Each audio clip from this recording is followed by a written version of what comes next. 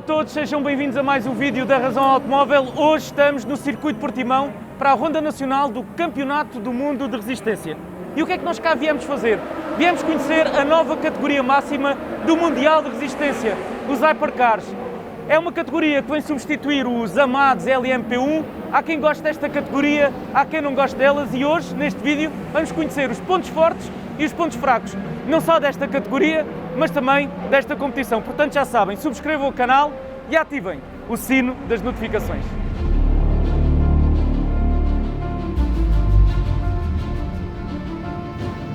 Nos últimos anos, o Mundial de Resistência passou por um dos melhores momentos da sua história. Carros fantásticos pilotados por alguns dos melhores pilotos do mundo em corridas que deviam ser de endurance, mas que acabaram por transformar-se em sprints de 24 horas, colocando à prova alguns dos melhores exercícios de engenharia que a humanidade já produziu, os LMP1.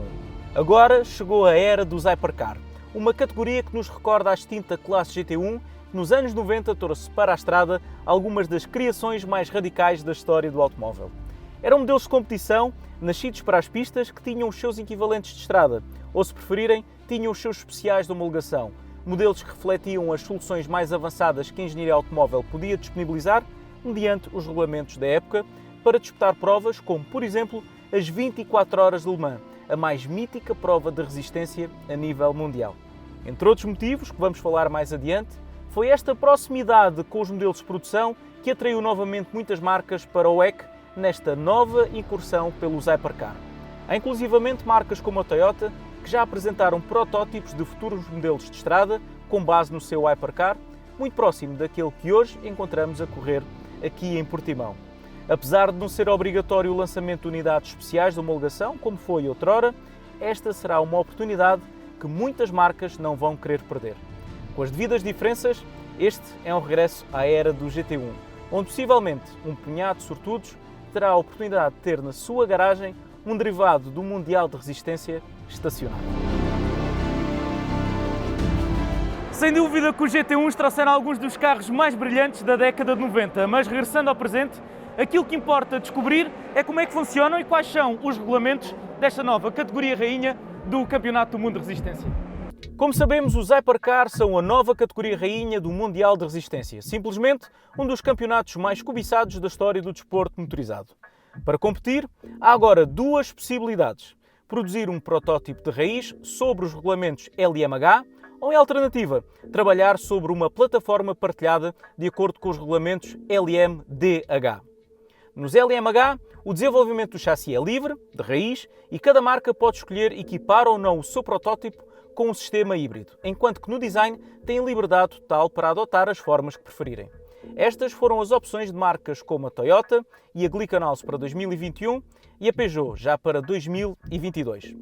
Por seu turno, os Hypercars sobre os regulamentos LMDH partilham a mesma base técnica, podendo cada marca optar por um de 4 fornecedores de chassi. É obrigatório o recurso a um sistema híbrido e a uma caixa de velocidades standard. Já a escolha do motor é livre, bem como as formas da carroceria. Entre outras marcas, a Porsche, a Audi, a Ferrari e a Hyundai já anunciaram que vão competir com protótipos desenvolvidos sob os regulamentos LMDH. Preocupados com a competitividade, tanto os LMDH como os LMH vão ter performances similares graças às regras de equilíbrio de performance que interferem com a potência e o peso dos carros, conhecidas por BOP, ou se preferirem, Balance of Performance, medidas que têm sido motivo de discórdia ao longo dos últimos anos. BOP is a difficult subject within motorsport because there are different sides to that perspective. On one side, from a pure engineering point of view, you want the best engineered car and to be the fastest. That's, I think everyone could agree, that's the normal meritocracy within motorsport. However, we also want competition, and it's pretty clear that the way to attract competition is to have a mechanism which allows essentially every car within a category to fight equally for the win. I think we don't make any secret that we would prefer no BOP, but we absolutely fully understand it's a necessary evil to bring in the competition. And I think when you look at the brands who are coming to WEC in the future, it shows that it's working, it's doing its job. Como percebemos pelas palavras de Alistair Moffat, as regras de equilíbrio e performance acabam por ser um mal necessário no Mundial de Resistência. Em nome desta competitividade, fizeram-se profundas mudanças no campeonato. Uma delas, nada pacífica. Infelizmente, o surgimento desta nova categoria de hipercarros ditou o fim de uma das eras mais fantásticas da história do Mundial de Resistência. Falo, como vocês já adivinharam, da era dos LMP1, uma era que viu nascer monstros como o Porsche 919 e também o Toyota TS 050. Dois verdadeiros tratados tecnológicos com mais de 1000 cavalos, com a melhor tecnologia nos motores de combustão e também na componente eletrificada. Infelizmente, esta categoria LMP1 também era muito dispendiosa e foi o facto de ser muito dispendiosa que ditou o seu fim. Custos e mais custos. Apesar da espetacularidade em pista da categoria LMP1, tinham custos de desenvolvimento incomportáveis. Face a estes, os hypercars têm custos 80% inferiores. Este é um dos motivos pelos quais já há marcas a acotovelarem-se para participarem no Mundial de Resistência. E é por isso que nos próximos anos vamos assistir à chegada de novas marcas como a Porsche, Audi, Ferrari, BMW, Aston Martin, Hyundai, entre outras, que se vão juntar à Toyota, Alpine e Glickenhaus e também Peugeot, que já mostrou inclusivamente o seu protótipo num vídeo que tu podes rever no nosso canal de YouTube. Não restam muitas dúvidas que em 2022 e 2023 vamos ter a grelha deste campeonato a fervilhar com imensas marcas e pilotos de todo o mundo. Mas enquanto esse momento não chega, o que é que vos parece nós conhecermos com maior detalhe as máquinas que disputam o Campeonato Mundial de Resistência? No topo da hierarquia do WEC encontramos a categoria Hypercar, que, como vimos anteriormente, divide-se em dois tipos, LMH e LMDH. O peso mínimo admitido é de 1030 kg e há total liberdade na escolha da arquitetura do motor, do número de cilindros à capacidade cúbica e recurso ou não a uma componente híbrida. Porém, o pico de potência total combinada entre os dois motores nunca poderá superar os 680 cavalos. Vamos entrar na box da Toyota para conhecer um dos modelos nascidos de acordo com este regulamento. Faltam pouquíssimas horas para o início das 8 horas de Portimão do Mundial de Resistência e agora vamos conhecer os detalhes. Vamos entrar na box da Gazoo Racing para conhecer melhor o GR010. Vamos a isso? Bora, vamos lá. É uma verdadeira besta de competição. Vamos às especificações técnicas deste GR010. Aqui atrás encontramos um motor V6 com 3.5 litros de capacidade, capaz de debitar 670 cavalos. Mas não é só isso que nós temos. Este carro também tem um sistema híbrido, composto por um motor elétrico com 260 cavalos. Mas como há limitações em termos de potência máxima, o pico de potência entre os dois motores nunca pode superar os 670 cavalos. Relativamente a detalhes, tudo foi pensado até o mais ínfimo pormenor para diminuir o arrasto aerodinâmico e aumentar o downforce. O piloto já está dentro do carro, eu não vi que piloto é que era, e vai ser o primeiro stint, tudo preparado. Vamos olhar para o interior do carro, tentar não atrapalhar os mecânicos da Gazoo Racing, e agora já me estão a pedir para sair. 8 horas, sempre a fundo, num dos mais exigentes autódromos do Mundial. Abastecimento. Eu nem acredito que estou aqui.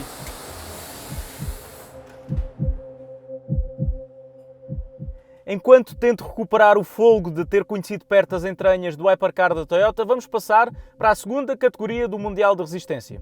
Um degrau abaixo temos os LMP2 das equipas privadas. Tal como os Hypercar, também são protótipos produzidos raiz, porém têm uma performance geral inferior e custos de desenvolvimento mais controlados.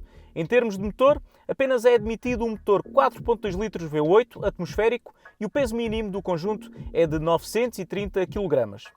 Finalmente temos a categoria LM GTE, que recorre a modelos derivados de série equipados com motores do mesmo fabricante. Só são passíveis de inscrição nesta categoria modelos de tração traseira com motores turbo até 4 litros de capacidade e 5.5 litros de capacidade no caso dos motores atmosféricos. Seja turbo, seja atmosférico, é obrigatório o recurso a motores derivados de série com uma produção nunca inferior a 300 unidades. Com mais ou menos potência, com regulamentos mais ou menos restritivos, concordarão comigo se disser que a essência da competição está na disputa em pista, onde homens e máquinas se encontram para o derradeiro confronto. Mas quanto a mim, não é apenas isso que atrai milhares de aficionados para o desporto automóvel. É a coordenação de milhares de pessoas, entre mecânicos e engenheiros, num bailado de pessoas, peças e conceitos concentrados num único propósito: ser o mais rápido e o mais constante em pista. É um espetáculo que acontece dentro e fora das pistas, onde um dos momentos altos é, sem dúvida, aquele momento em que nós ouvimos o hino nacional entoar na grelha de partida, minutos antes da ação começar.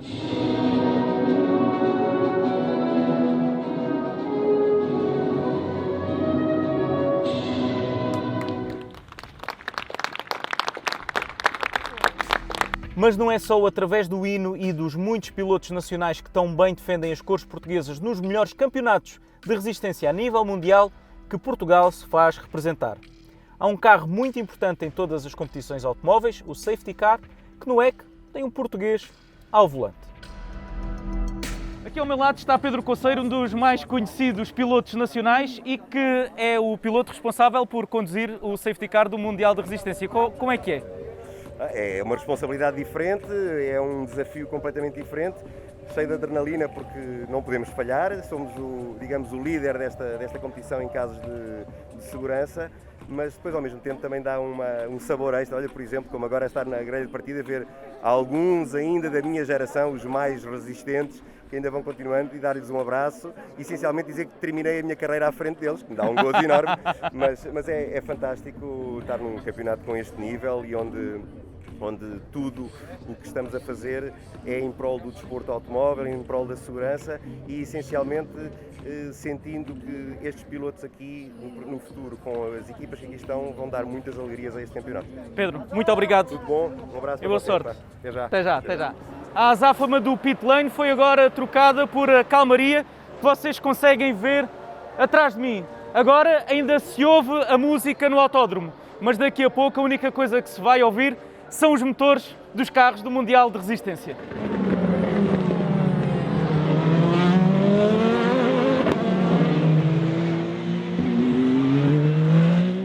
Graças à fiabilidade crescente da engenharia moderna, os carros de resistência hoje fazem as corridas de 8 horas praticamente sempre a fundo. Ainda assim, porque são corridas de resistência, há elementos que é necessário preservar, nomeadamente as transmissões, as suspensões e também os pneus.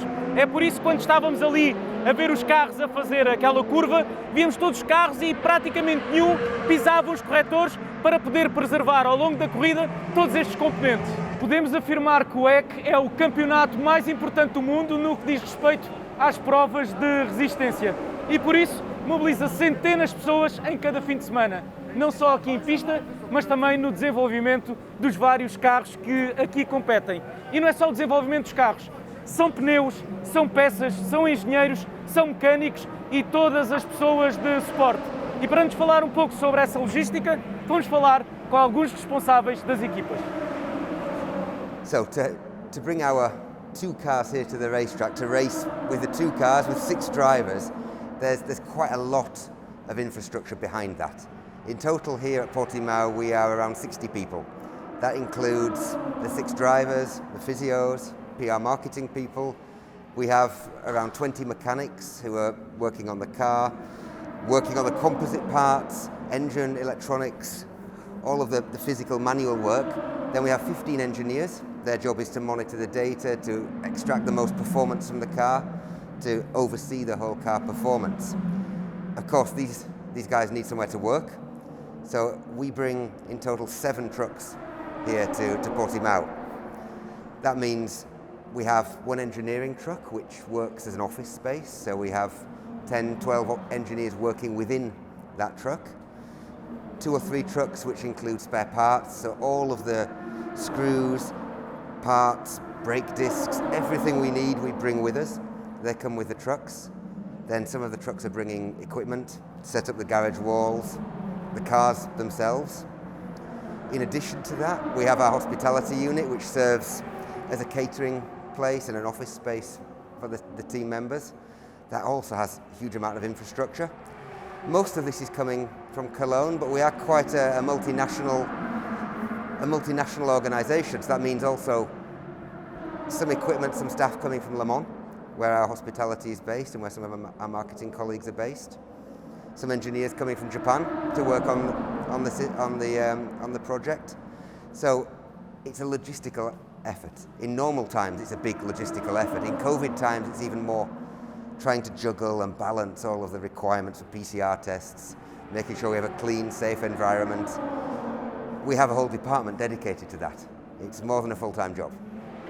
É impressionante, não é? A quantidade de gente que está envolvida neste grande circo que é o Mundial de Resistência. Mas quanto a mim, mais impressionante ainda será quando nós começarmos a ver carros derivados dos modelos de competição nas estradas públicas. O tiro de partida para os modelos de produção derivados diretamente do WEC foi dado pela Toyota com o GR Super Sport. Um modelo cujas especificações técnicas ainda estão no segredo dos deuses, mas que, de acordo com os últimos rumores, poderá superar os 1000 cavalos de potência, fruto da combinação de um motor V6 biturbo com sistema híbrido da Toyota. Vamos falar com o Vítor Marques para saber melhor aquilo que podemos esperar deste modelo. Primeiro foi o GR Yaris, um verdadeiro especial de homologação de rally, e agora a Toyota prepara-se também para lançar o GR Super Sport, que é também um especial de homologação, mas de um carro de resistência. Não há limites com o IQ Toyota à frente dos destinos da vossa marca, não é? Ele realmente tem essa vontade. Os novos regulamentos do hipercarro permitem isso, portanto temos uma versão de estrada de um carro que no fundo é um carro de competição e que corre em Le Mans. O novo hipercarro vai ser realmente produzido em quantidades muito limitadas, mas vai estar acessível ao grande público. E quando é que nós o vamos poder conduzir? Neste momento ainda não há data, não temos digamos, uma indicação. Sabemos que o carro está a ser desenvolvido e seguramente que no Japão, por esta altura, já deve circular em alguma pista secreta. Vamos ver, vamos aguardar. Mas vai acontecer, não vai? Vai, seguramente. Ah, boa! Ainda não sabemos nem quando nem onde vamos testar o Toyota GR Super Sport, um modelo que, apesar dos avanços e recuos da marca, deverá mesmo avançar, tendo em consideração o apoio manifesto do CEO da marca, Akio Toyoda, o mesmo responsável que já nos deu o Toyota GR Yaris e que é um confesso adepto no desporto motorizado. Até porque a competição na Toyota ganhou nos últimos anos uma importância reforçada. Yeah, one of the critical missions as a racing team within Toyota and within Toyota Gazoo Racing is we have to bring the technology that we develop on the racetrack back towards road cars and towards our customers. So what we do here at the racetrack has to be tangible for our customers in the future. That started long ago with the TSO30, TSO40. If you drive a Prius now, there are elements of that car in the electrical systems which were first tested on our 2014 World Championship winning car. So it's a long process, and the concept of a GR Supersport is the culmination of that. It was a dream a few years ago from our president, Maurizio-san, Akio Toyoda, to bring LMP1 technology to the consumer, so some people could feel and enjoy that technology on the road. So yes, we have been involved over the last couple of years to share the knowledge that we have, to share the technology, the processes. So we've had wind tunnel models. The wind tunnel development of that concept car has happened in Cologne. A lot of the engine conceptualization testing has been going on in Cologne. So it's very much has been a joint project, and that car it has the DNA of a WEC car, a Le Mans car. Regressando novamente à competição, que foi o assunto que nos trouxe até aqui, eu tenho que confessar que uma das coisas que eu mais gosto nas corridas de resistência é a entreajuda e o espírito de camaradagem entre toda a equipa e principalmente entre os pilotos, que nestas competições são obrigados a partilhar carros. E como nós bem sabemos, os pilotos têm por vezes um ego bastante inflamado. E esse foi um dos tópicos que nós batemos quando falámos com Alexander Wurz, um dos responsáveis da Toyota Gazoo Racing, ex-piloto de Fórmula 1 e também ex-piloto de resistência. Yes, as an endurance racer, of course it's important to be fast. That's racing, and it's not an endurance race where you take time. It's a sprint, but the mindset has to be that you have to work together as a team. You have to accept set up compromises, seat position compromises. Sometimes you have to really coach your teammate when he struggles with 1 or 2 corners. So it's teamwork. Whilst Formula One is only about you as individual, sometimes hiding data or tricks on the track. Here you need to share it because you win with 3 drivers and with a big team behind. There's quite a different mindset, especially when you come from Formula One racing. But again, this is also my job to make sure that the drivers are united, that we are together 6 drivers, so we find a better setup, a better efficiency much quicker. Em teoria, o trabalho de equipa parece ser a decisão óbvia no seio da competição, mas na prática, nem sempre isso é fácil de atingir. Looking after race drivers is like herding cats, so you have to make sure you keep them under control. But we have a team culture, which was the main role for me to join Toyota, to ensure that our culture is that we are together. So I make a big effort that with the drivers, we are going together for breakfast, all 6 drivers and the reserve driver. We go together for dinner and together for lunch. We hang out together, we travel together, because it bonds us as a team. We accept everyone's role and position in this group, and it makes us definitely a stronger driver pairing. Vencedor de 2 edições das 24 horas de Le Mans, perguntámos a Alexander Wurz qual é a sua posição relativamente à nova categoria Hypercar. E a sua reação foi categórica. The Hypercar rules for me are beautiful because they're slightly more like cars on the road, and it's actually this market for the hypercars, for the super sports cars on the road, to have a platform to be promoted. And what better promotion for such a car than the Le Mans race and the World Endurance Championship. And the market proves this concept right, because we are having a lot of prestige manufacturers joining the World Endurance Championship. We as Toyota are the first ones. We have Glickenhaus, we have Alpine, but we have Porsche, we have Audi, we have Ferrari, we have Peugeot, all giants of endurance racing and car manufacturing. They're coming back because they like this concept. So the market gave the answer and not me as a petrol head. Because if it's down to me, I want to have the fastest race cars possible. But we will have amazing competitions, the fans will love it, will be very tightly fought races, and therefore I'm really happy with this direction. E assim chegamos ao final de um fim de semana de corridas e também de mais um vídeo aqui no canal YouTube da Razão Automóvel. Os novos hipercarros podem não ter a espetacularidade tecnológica dos LMP1, mas a verdade é que o campeonato parece que nos próximos anos vai ganhar mais concorrentes, mais marcas, mais animação e certamente que este paddock aqui vai estar ainda mais cheio e a fervilhar ainda com mais pessoas. Antes de terminar este vídeo, quero ainda destacar o trabalho dos comissários aqui em Portimão, que muitas vezes o seu trabalho é esquecido, mas nós não podemos deixar de o enaltecer. Estão nos bastidores, mas são uma parte muito importante de um fim de semana de corridas. E naturalmente também os bombeiros, que quando as coisas correm menos bem, estão cá para auxiliar-nos. A todos eles e também a toda a família do Mundial de Resistência foi espetacular estar aqui. Eu espero que também tenhas gostado, que subscrevas o canal e que atives o sino das notificações. Vemo-nos brevemente em mais um vídeo do canal do YouTube da Razão Automóvel.